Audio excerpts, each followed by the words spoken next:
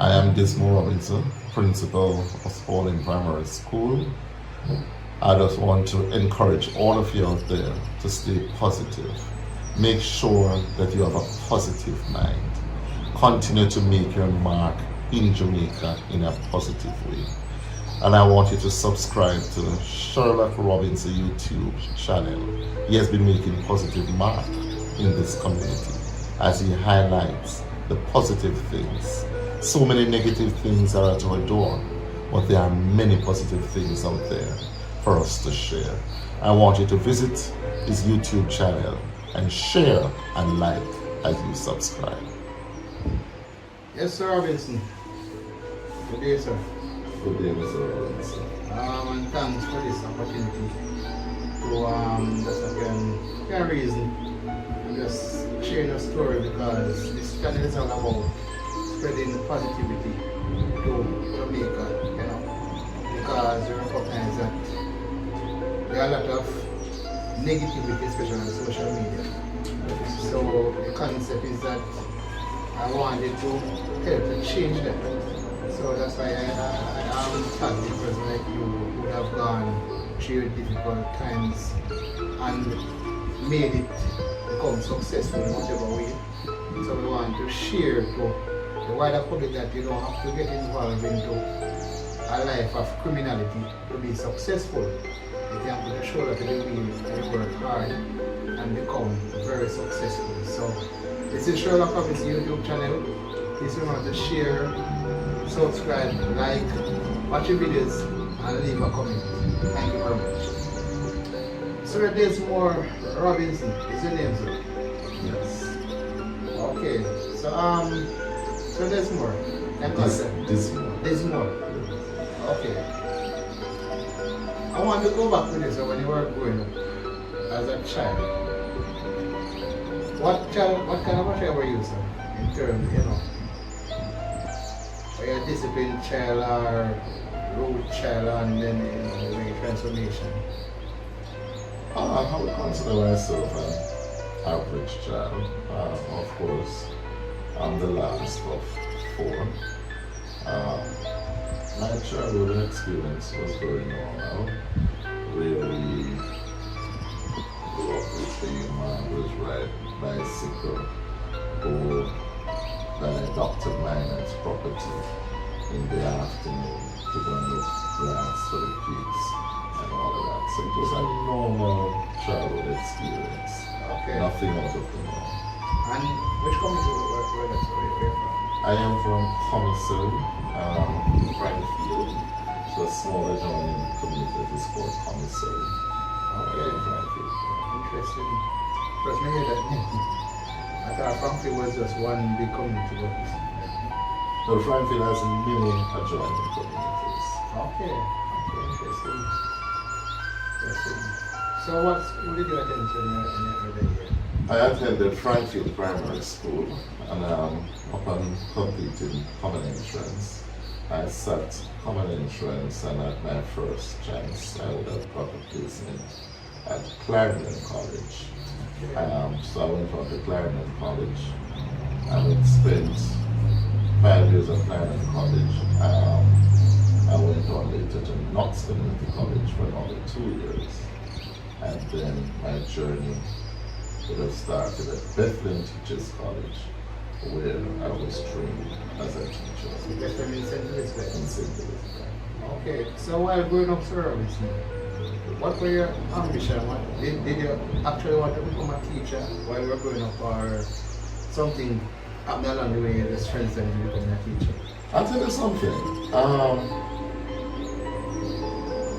I like teaching from early, but as I grew, and when I was at Clarendon College, I chose the business area, so I was more business oriented. Okay. Upon leaving Clarendon College, I went to Knox. I did business administration.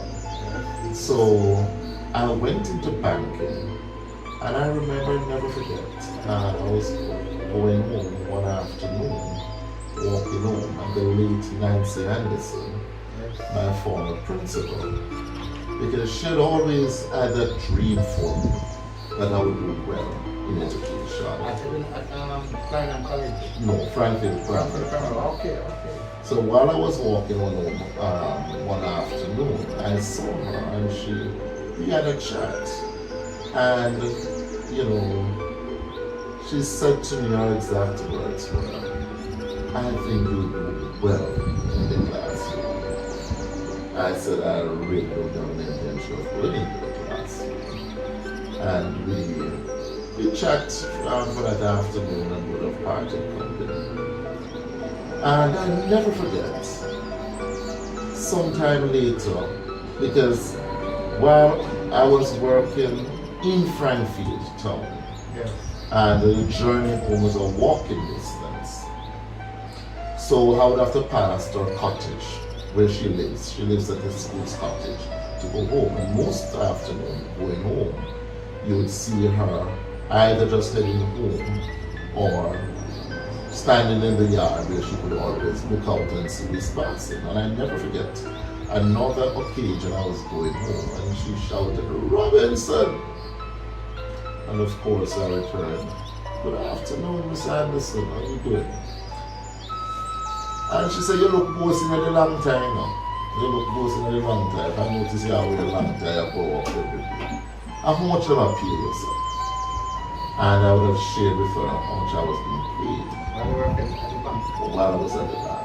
And she said to me then and there, you know, if you're coming and teaching, you don't make more money. So they thought at that I'm coming and teaching. And she persuaded me that afternoon as we chat. And I told her I would give it some thought. And I used to assist her with her extra classes and all of that.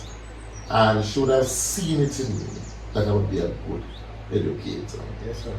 And it was from there, I never forget, February of 1992, when I closed the door at the bank and went into teaching at Frankfurt Primary School because of the late Nancy Anderson. And today, I have no regrets. So which bank was that, sir? It was at the credit union bank. Okay, so to describe as a man who quietly achieved important goals while growing up. So, sir, would you consider yourself as a teacher aspect? No, no, not at all. I would never, because I was the person that I worked hard for what I accomplished. And just from my primary school years, I can remember quite vividly. I was sharing with some of my colleagues the other day. I can remember quite vividly all my teachers at primary school. And it so happened that in those days, teachers would push you. Yes. And teachers would go the extra mile. And it was a case that, God bless my mother, she would have been one that visits school very regularly. But I would never consider myself a teacher's pet. But what I do know, I was actively involved in many activities of this school. And this is why I continue to encourage, because it gives you that sense of roundedness. Because it is my firm belief that school is a training ground. And when you are involved, it puts you at the place where you can grow. Because school is just not about just the academics. So from early, I was always involved. And it leads me right up until university, where I continue to be involved. And that is a good word, isn't it? Good word, because what you're saying to us and the viewers is that despite of the challenges and, you know, person might scar Jamaica, but you still have a good person in Jamaica who still have a way of looking out for other people's children to see them improve and to go on to become successful in whatever field they chooses. And that is very good, sir. You know? Thank you. Yeah, because I was one of those persons who went to Mount Elizabeth Primary School where I have a person like Miss Spencer who always pushes me, and when I spoke to Miss Spencer and told her that I've become a social worker, and she was happy for me because she knew that I was that kind of a child who had the brain and could have moved on to some other level. So it is very nice to know that we still have people who cares. And that is why we want to have these interviews to allow us to understand that there are still care people in Jamaica. Yeah, there are still care people. So you say you move from the bank or the union and go straight into teaching. So were you a trained teacher or because of your qualifications and because you have went to Knox and have some qualifications, so you have probably Right. classroom? Right. When I went into teaching, then I went in as a pre-trained teacher. Okay. I would have spent about 3 years in the classroom as a pre-trained teacher. Then and there I said, well, I developed a passion for teaching. And of course, Miss Anderson, who was supervising me as principal, she continues to encourage. Yes. And of course, I would have decided that I am going to move on to college after the 3 years. I would have moved on earlier than the 3 years because the intention was really to work at least a year Yes, sir. and move on to teachers college if I really like it. Whether it be unfortunate or fortunate, because I do love my daughter. My daughter came into play while I was a pre-trained teacher. Yes. So then and there I had to differ my education in order to spend quality time and to earn that extra money as well to take care of her. So I eventually moved on after 3 years. I went to Bethlehem. I was trained as a business teacher at the secondary level. Okay. Upon completion, I would have spent some time at the secondary level. Then I went abroad. I didn't like it there, and hence I came back home after a short stint, and then I decided I am good. Again, a job was offered to me at Frankfield Primary. This time it was under the leadership of Miss Mary Bristol, who would have seen my work over the years. And I would have spent a number of years at Frankfield Primary. And the love at the primary level would have hold me until this day in the classroom. So I did not have any yearn to move on to the secondary level, despite the fact that I was secondary trained. So you say you work at a secondary level. What school was it? I would have worked at Spalding, Oh. which is now Alfonso Staples. I don't want to say. Great school. Yes, sir. So next question, sir. So what were some of the challenges in the classroom as a teacher compared to now? Because things evolve a bit and things are not the same as when we were growing up. Some of the challenges that were there then still presents itself now. And this is why I say to my teachers that I now supervise, if you get parental support, you jump hallelujah. Yes. If you don't get parental support, you do your very best to work with that little one that is before you.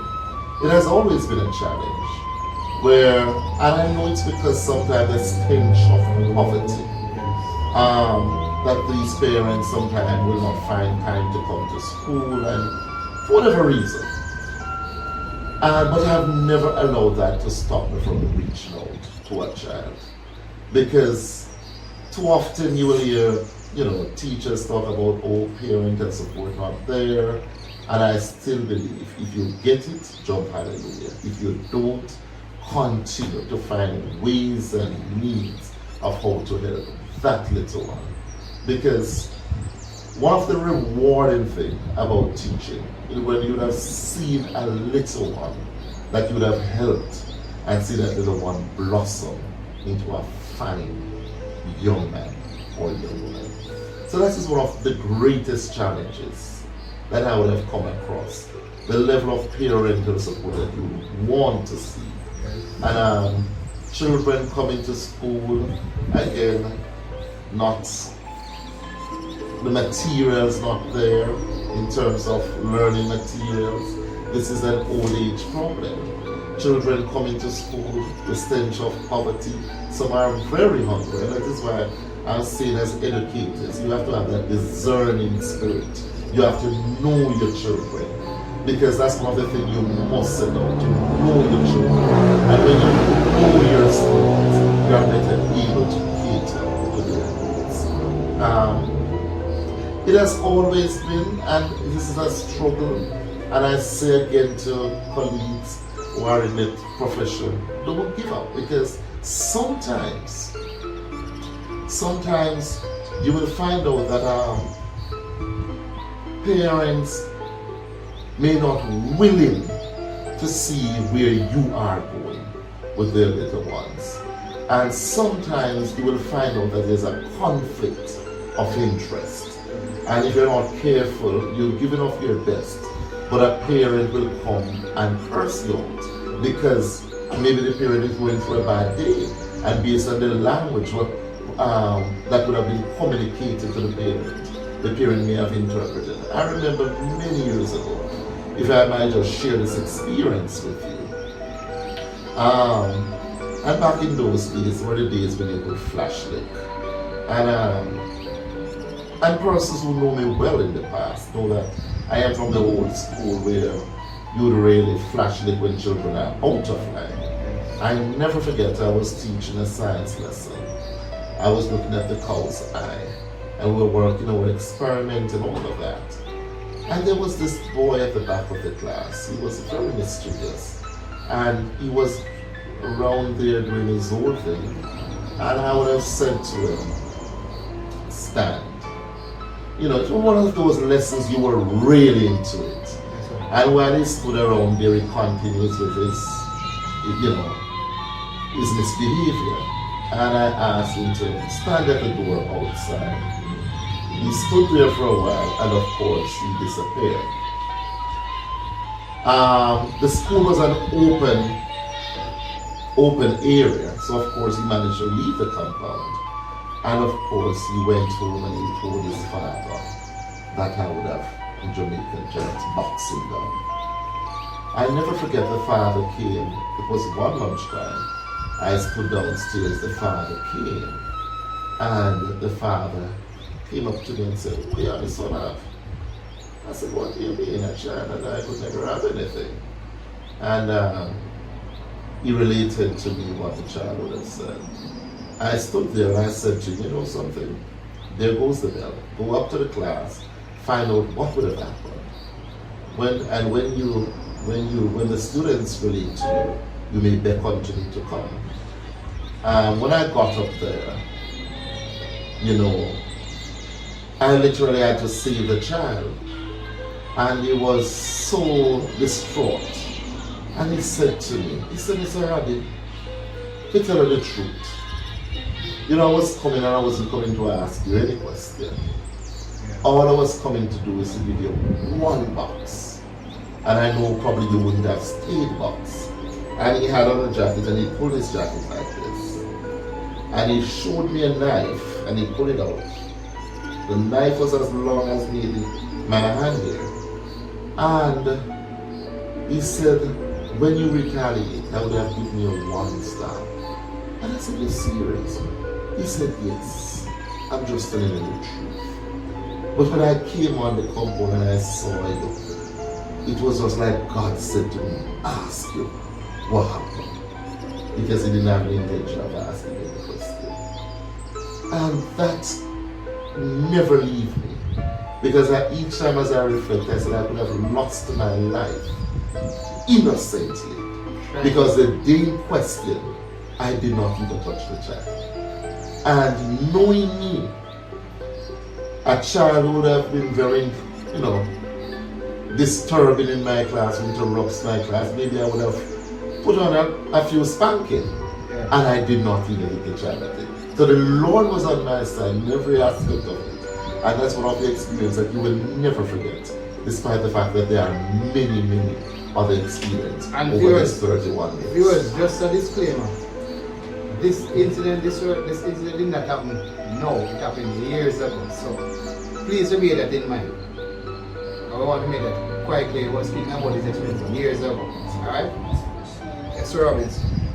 So, follow-up questions, sir. So what, as a teacher, what are some of your high points or achievements? I always love the slow learners. And I always work with my slow learners. I go the extra mile. And most times the slow learners are the students that are less fortunate, come from a low socioeconomic background, and I would work with them. I never forget, there was one time this girl, I remember when she got a placement at Knox.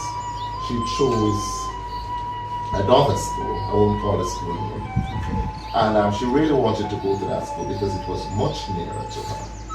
And the morning when I walked in, when I drove in, so she met me at the gate and she was crying bitterly while the other students were upbeat. And I said, what happened? She said, sir, I can't sleep on Knox and my parents cannot afford it. I don't know how comes. And one would have thought someone getting a placement at Knox would have been so elated.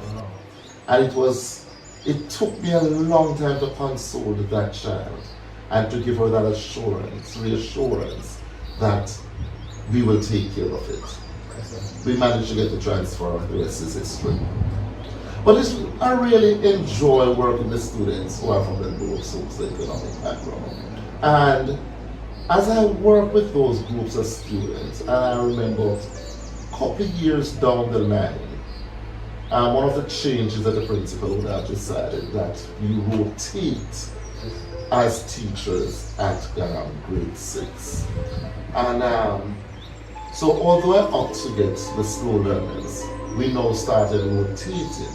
And I realized that although I had a preference there, it didn't matter which group I get, I go all out. And I am always a data-driven person.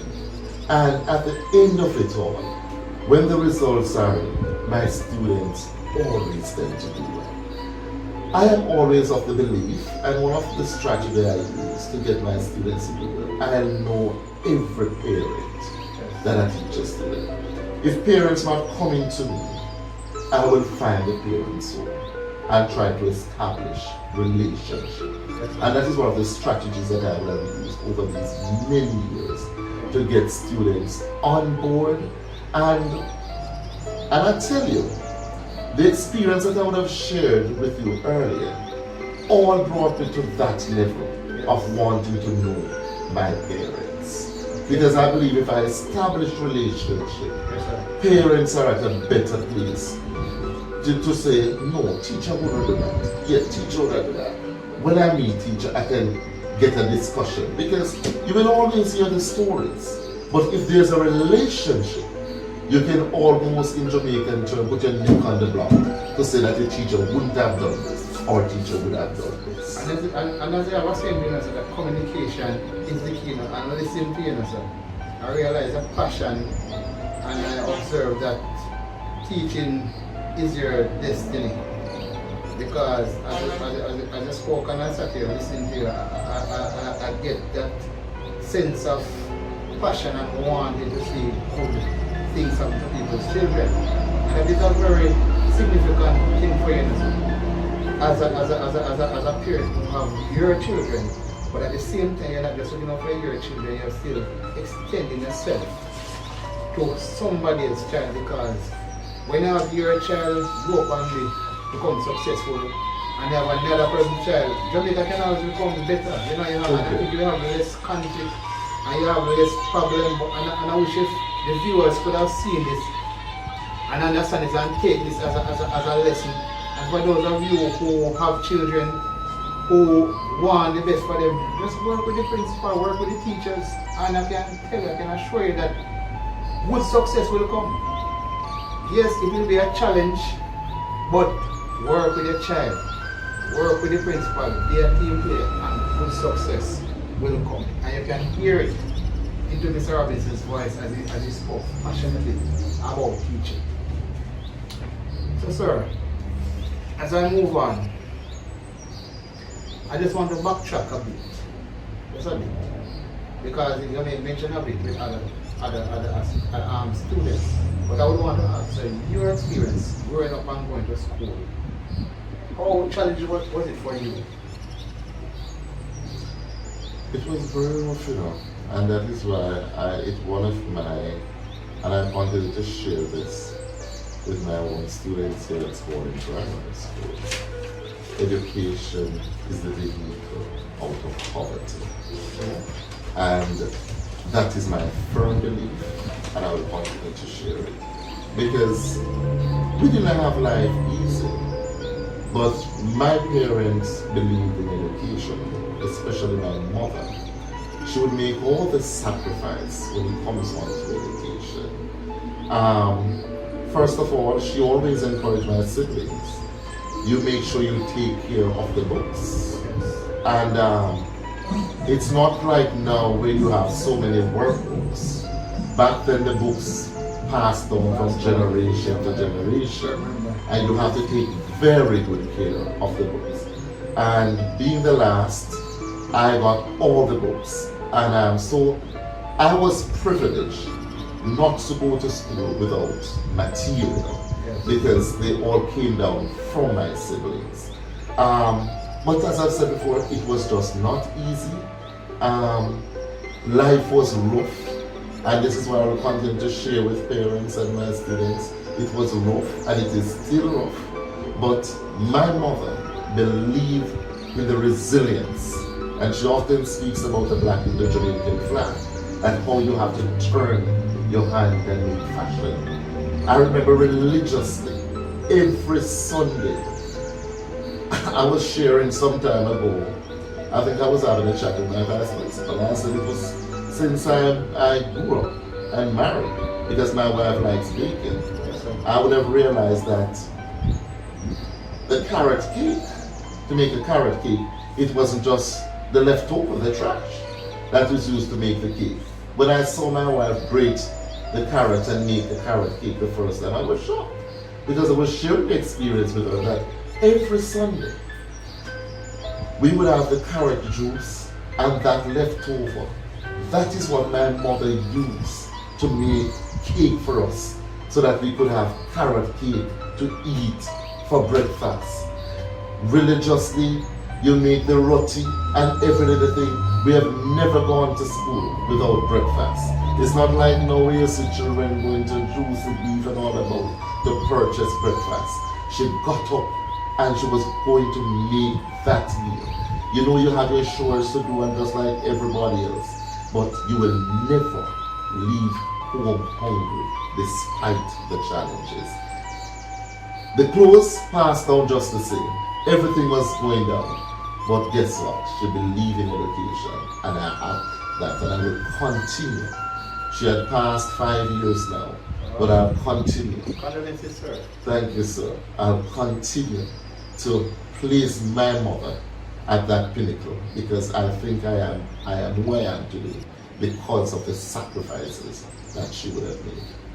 And another question, sir. So did they used to walk barefoot and go home for lunch and all of those things? I used to go home for lunch. Frankfield Primary School commissary. I live right in the deep corner there at commissary. So it was a quick rundown for lunch with other persons from the community. When you go home, you get your warm meal and all of that. I never had the opportunity of wearing barefoot. That much I can attest to. As I said before, I would have been the last of four children. So a lot of things came down the line. God bless an aunt of mine that she comes every summer with my cousins. And one of the beauty about her trips each summer, she would take clothing for us. Okay. So that was one of the things that we were somewhat privileged. Yes. So even sometimes persons looking on in the community, and this is why I often say, what your right hand knows, your left hand doesn't necessarily know it. Because some persons looking on may believe that we were among the privileged, Yes.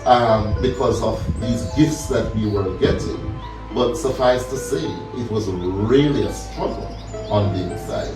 But you wouldn't know. Okay. So fast forward now, sir. When you were the last primary school in Scotland, where you had the privilege to be a senior teacher, acting vice principal, or to get some form of experience? At Frankfield Primary, while I would have been at Frankfield Primary, it was during the same period that I would have been recommended to be a senior teacher. I've always held positions at Frankfield Primary. But as you know, you can only have so much and no more of your staff being a senior teacher. Okay. But during my latter years, when the recommendation was made, I would have been promoted as principal at Tweedside Primary School. Wow. So my sojourn would have ended at Frankfield Primary 2008 in December, because I took up Tweedside January 2009. Okay. So when I came to Spalding Primary, you actually have enough experience that you could have, back up and to deal with this. Yes, I came to Spalding. Institution. Yes, I came to Spalding Primary School with some amount of knowledge, because I would have been, I call it preparation.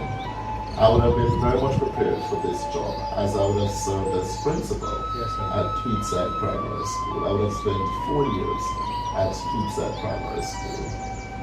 That is a school that I will always cherish. It was really a community-based school. It was one of those institutions that you develop the love so much because of its setting. Yes. It's a small school where everybody knows everybody. Okay. So you know the entire community. The community know you inside out. So it was really hard. It was really a tough one to really say goodbye to Tweedside, despite the fact that you said yes, time has come to move on. But it was really, really tough at the beginning. My children who were there with me were not prepared to leave Tweedside, more so the eldest of the two. He felt as if he really wanted to complete his primary years at Tweedside because of the closeness of how the school and the community was. As I said, it was really a family business. So when we got to Spalding, he felt a little out of place coming into a large institution. But being at Spalding, it was not surprising because I was coming from Frankfield to Tweedside. Frankfield is a large institution, equally as large as Spalding. So the transition was not hard. What I found when I got to Tweedside, that the transition was very hard, coming from a very large school, going into a small school and more a community-based school. But I equally got down to the task quickly and developed a love for the area. So sir, as a principal, Tweedside Primary, Spalding Primary, I would ask the same question that I asked you as a teacher. So as a principal, so what are some of your major challenges versus your achievement as principal? We continue to make marks here at Spalding Primary School. The achievements are great, and I really want to commend the staff at Spalding Primary School. The challenges are great and will continue to be great. I spoke about during the support initially. Yes. We still have a challenge here at Spalding Primary School. One would have thought that a school that is in the heart of the town will get all the parental support. But what you have to understand is that we get students from all walks of life. And as a result of that, we are getting better though, Yes, sir. because in truth and in fact, we recently would have had what we call for the very first time a parent consultation day because we are now on the specialist model. Yes. And it was really when I got the data, 95% of the parents turned out on that day. And it was very, very, very warm heartening for us here at Spalding Primary School. So, yes, and to the team here. So, we are getting there. But I still believe that I would want to see more of my parents on board. Yes. One of the challenges that we are having right now, and the struggle with our students coming out of COVID-19, is no doubt about it that many of the students would have regressed badly. I want to ask about that. Yes, they would have regressed badly in terms of their academic performance. So we would have been fooled while they were online. We were of the opinion that we were reaching our students, and the data was showing that they were doing well. But when they got back into the face-to-face, you realize that it's a total contrast. And as a result of that, you have to be doubling up your effort. I think this year would have been one of the roughest years for me as a principal. And why it is so... 2022? Yes, 2022-23. That's been the roughest year for me. And the reason being, so many of our students would have regressed, would have lost a number of teachers to retirement, and also Spalding Primary School was not spared the wrath of some of our teachers taking up jobs overseas. And to find the quality teachers, the recruitment process was just rough.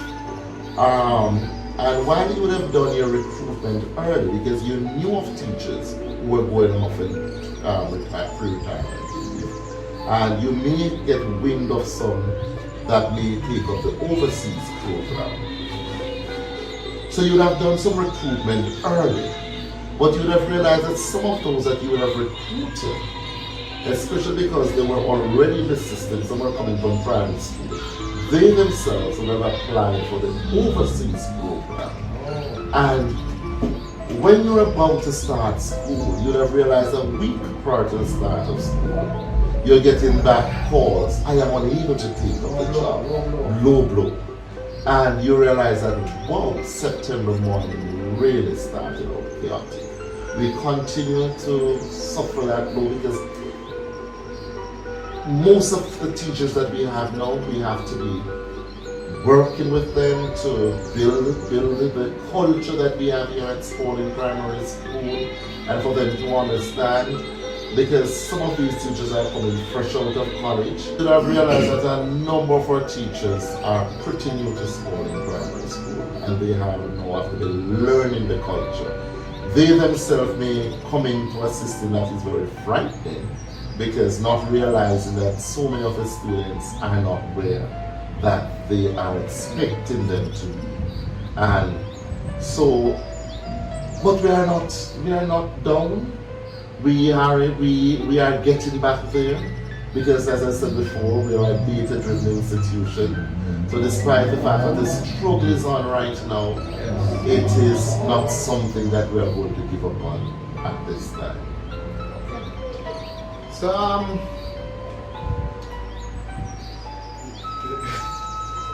with the position,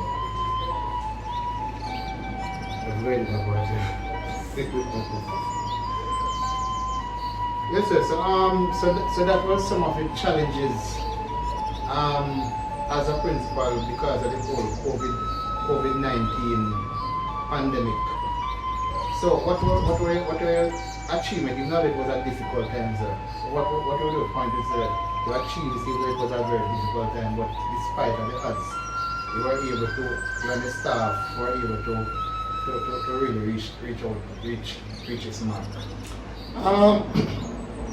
Coming out of our last data national examination, our students would have done very well. As a matter of fact, the last PEP exam results would have, in our estimation at school, they would have surpassed what we would have expected. Okay. Because we continue to analyze things internally, and they would have done far better than what we would have anticipated, because we do set the bar here very high. we were so proud that even last academic year, that Spalding Grammar School was the only school in Manchester, because although we are in Clarendon, there's some things we go on the Manchester side for because of proximity. Yes. We were the only school that came out with gold medals at the Jamaica Cultural Development Commission, JCBC. Congratulations. Thank you very much. And we continue to play our part in sports. And so despite all the odds, we have never dropped the ball. We believe that all the activities of the school must go on. And it's against this background that we continue to make our calendar of activities at the beginning of the year.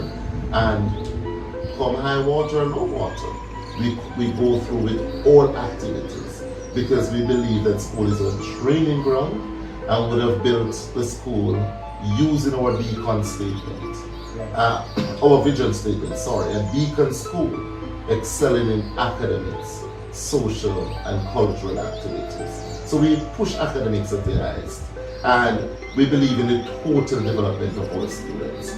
And while I have to say, and we got high praises for this, while we were online, we had our students engaged in club activities. When I want to share this at the local level, at the region, at the ministry, they found it wow. So of course my officer would have done everything to see what was really happening online, and came in and visited some of the club's activities, and were quite impressed to see that we were able to get the students in activities while they were online. So we have never dropped the ball, but as I said before, we still have a lot of work to do right now because of the repression of COVID. But I have a very committed team at Spalding Primary School, and that is one of the high praises about the team that I lead here, is that it doesn't matter what is happening, we are a team, and we go all out in the name to get Spalding Primary School where it is. So what's the population like of students? We presently have 742 students on the roll. And how many teachers? And we have 33 teachers. Really short. Big up in the ratio. Yes, sir. We're wrapping up now, but I heard you mention about sports, because I remember back in the days, Spalding Primary was a power in sports. I remember Miss Miller, when I was going to Mona with the student here, had a son said, "Come, Miss Miller, the shield for me." They were so terrible, so we used to get beat up on Spalding Primary. And I can remember a special athlete from here, Asia Morgan. She leaves Spalding Primary, went to Great Technical and got a slash from overseas. She's my neighbor. So, but I'm saying that this is a lot of talented students came to this institution. So what it is like now, sir? I'll tell you something. Before you move on, I remember Bartley Shield, and we used to go to over by Catholic school out there, so school name again, Sacred Heart and compete. Yes, sir. Yes, we are still blazing in the area of sports. Still continue to play football. We continue to play. We were not as successful in the last round of matches, but prior to that, for 2 consecutive years, we would have reached a semi-final at the parish level. And recently, our girls would have came third in the parish in terms of netball. Come tomorrow, we'll be moving into our sports day activities. And usually our students do very well in track and field. Over the years, we have dominated the sports. And we have not only excelled at the local level, but also nationally and internationally.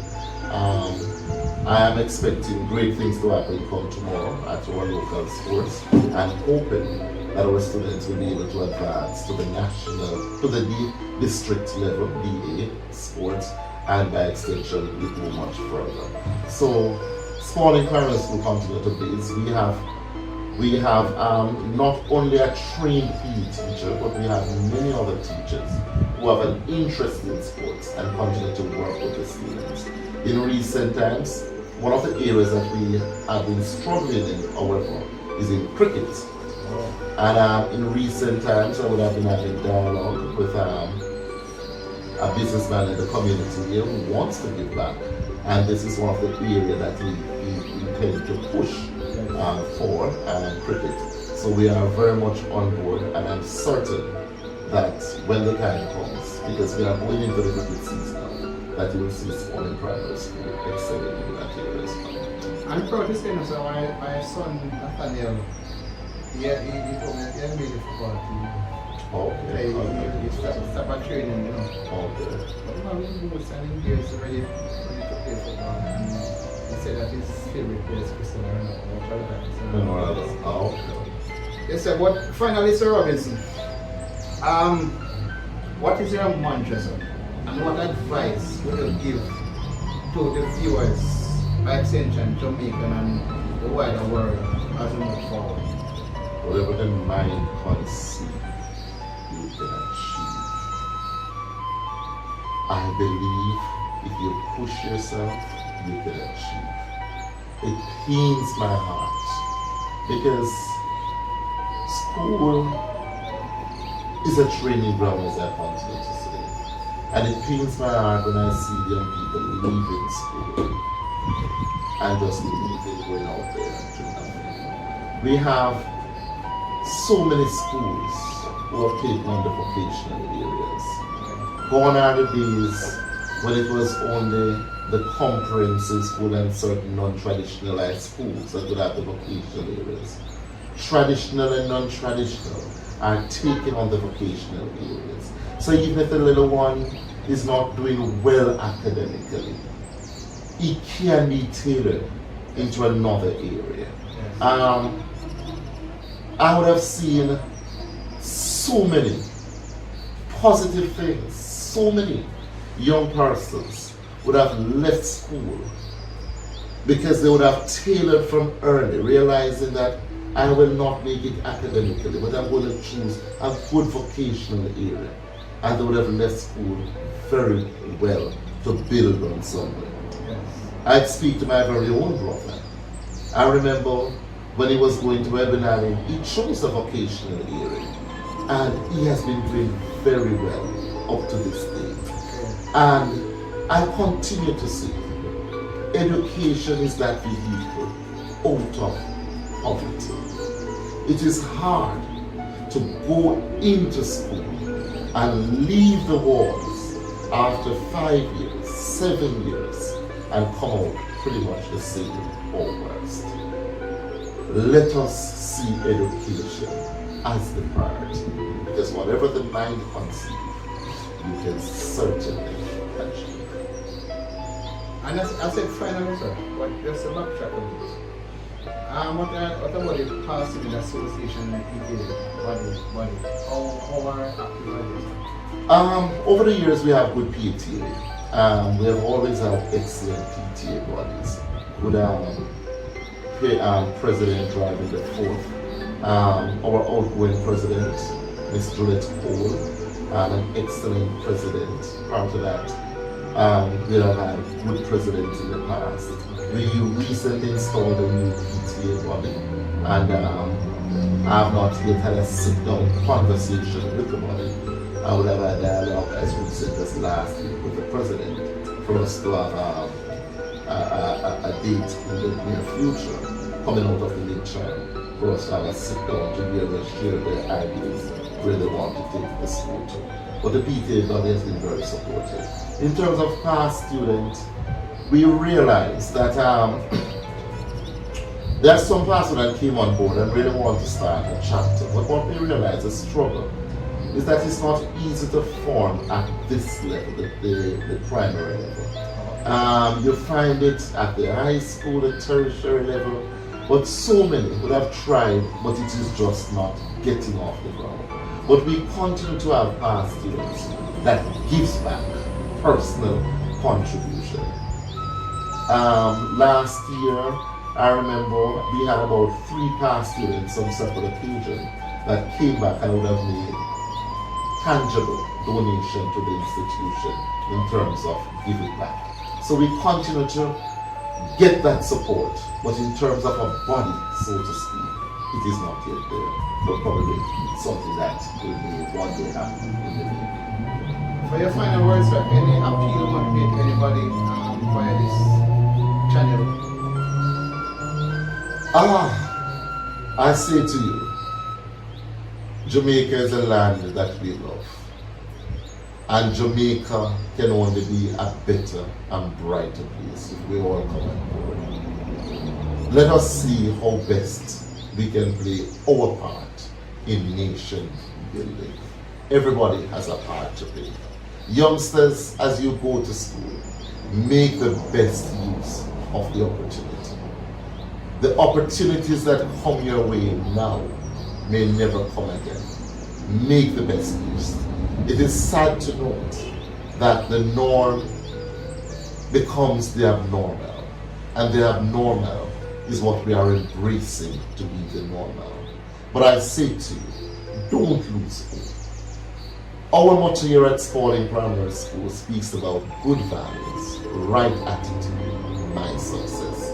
If you have the good values that we are trying to inculcate here at Spalding Primary School, and coupled with the right attitude, you are bound to be successful. We extend our motto to you out there. Good values, right attitude, my success. God bless you. So Dismore, thank you very much, sir. It's a privilege and information to this interview, and as we share it, all that person will recognize and understand what you're trying to do. We're trying to share positive and good vibes as we move forward. Thank you very much again, sir. Thank you.